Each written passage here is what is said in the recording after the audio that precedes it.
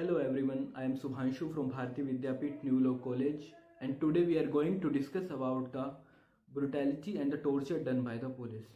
Do you know there were more than 1700 cases of custodial death in 2019?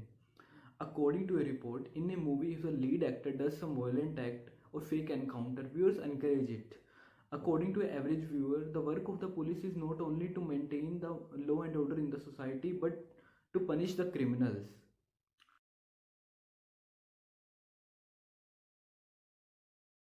So a few days back, a father Jairaj and his son died in the police custody in the police station of Sathakulam in Tamil Nadu.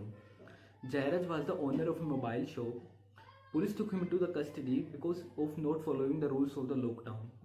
His son Benix followed him to the police station. When he saw that his father was being harassed physically by the police officials, he tried to stop them,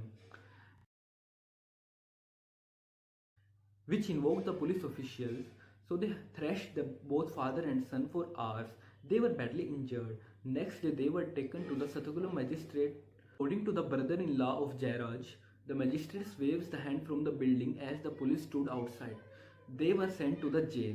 Due to continuous bleeding and injuries, they were shifted to the government hospital later. Benix died in the evening and father Jairaj died next day in the morning. So you must have heard about the third degree torture done by the police. But do you know what methods are used in these third degree tortures? According to the director of NCAT, now NCAT is a national campaign against torture. It is an NGO of international level. So according to its director, methods used in 2019 included hammering iron nails, applying a roller on legs, and burning, stretching legs apart in opposite and hitting in the private part, electric shocks, pouring petrol or applying chili powder in the private parts, and even kicking the abdomen of the pregnant woman. And many more brutal methods are being used by the police. In India, prevention of torture bill has been discussed many times but has not passed yet. Globally, it was started in 1975 by United Nations Convention Against Torture 1975.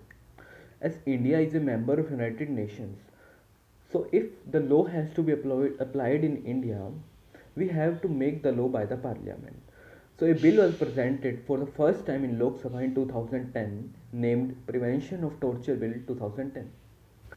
In this bill, if any public servant commits a torture, then punishment has been prescribed against him. The bill explains the word torture very broadly and simply and says that if any public servant torture any individual for deriving any information or for his confession and he hurts the individual grievously or torture his life, limb, physically or mentally, then all these things will be considered as torture, and against this act there is a punishment of 10 years. After being passed from the Lok Sabha, the bill was introduced in the Rajya Sabha. Rajya Sabha Select Committee included many suggestions in this bill. After including all these suggestions, the bill has been introduced many times in the Rajya Sabha again and again, but has not passed till yet.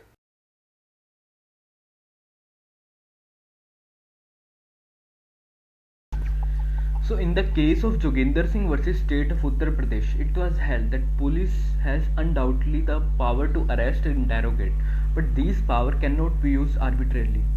The arrest which is done without any proper justification is an illegal act. In the most famous and important case of D.K. Basu versus State of West Bengal, Honorable Supreme Court recognized custodial death and police torture and said that custodial violence is an attack on human dignity. Even after so many recommendations and policies, the cases of custodial violence were increasing. So Honorable Supreme Court formulated detailed guideline in Sheila Barse and D.K. Basu case for arrest. Like whichever police person is handling the interrogation or arrest, they should carry their name tags in which their name, their designation must be seen clearly.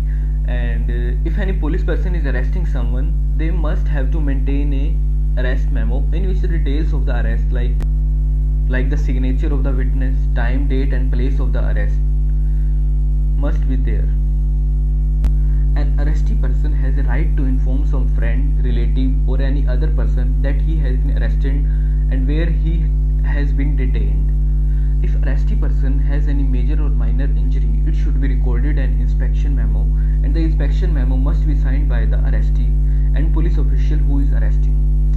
The arrestee must have a medical examination after every 48 hours of the detention, and this medical examination must be done with the approved doctor on the panel. Now, copies of all the documents must be sent to the area magistrate, and the arrested person has a right to meet his lawyer. So, Section 176 of CRPC states that every case of custodial violence shall be investigated by a judicial magistrate. It's a special provision to deal with case of death, disappearance, or rape in police custody.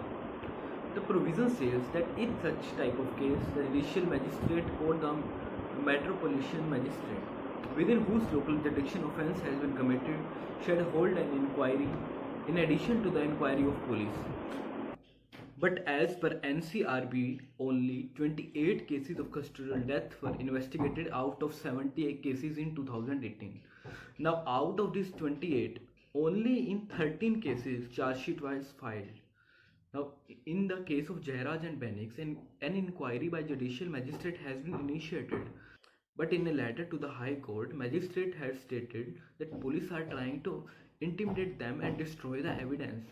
This shows how our police safeguard itself from the case of custodial deaths. The absence of direct evidence become a hurdle in the cases of custodial death. The other problem is cases go on for a long time, and most of the time witness turns hostile due to the pressure created by the police.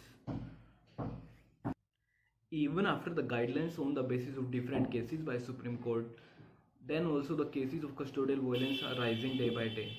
Many people thought that without torture, truth cannot be taken out from a person. On the other side, if police whose duty is to maintain order and law uses torture, then it is unacceptable at all. It is right that police work under pressure and many other problems, but police has no right to torture an innocent and helpless person by ignoring the law. The main work of police is to protect the society by maintaining law and order, but not to punish someone or taking some revenge. There are courts to punish the criminals. There is a need to bring reforms in the police system so that no any more Jairaj or Benix lose their life because of custodial deaths. Thank you. Thank you for watching our video. Like, share and subscribe to our channel and press the bell icon for the latest updates. And also check the link in the description to read the full article.